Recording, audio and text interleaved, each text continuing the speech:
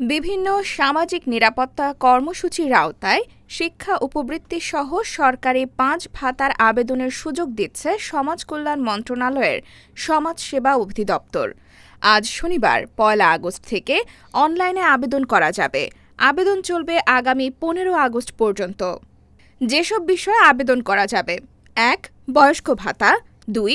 বিধবা ও স্বামী নিগৃহীতা ভাতা, ৩.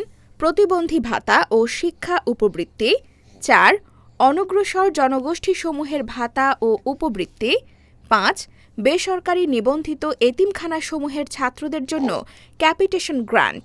আবেদন যেভাবে: ১ থেকে ৪ নম্বর পর্যন্ত বিষয়ের জন্য এই লিঙ্কে www.dss.bhata.gov.bd/online-application-এ আবেদন করতে হবে।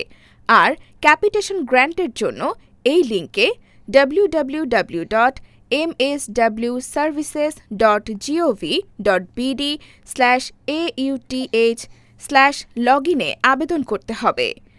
সমাজসেবা অধিদপ্তরের গণবিজ্ঞপ্তিতে বলা হয়েছে, সমাজসেবা অধিদপ্তর কর্তৃক বাস্তবায়নাধীন সামাজিক নিরাপত্তা কর্মসূচিসমূহের আওতায় হালনাগাদকরণের লক্ষ্যে যোগ্য ও আগ্রহী ব্যক্তি বা প্রতিষ্ঠানের নিকট হতে অনলাইনে আবেদনপত্র আহ্বান করা হচ্ছে।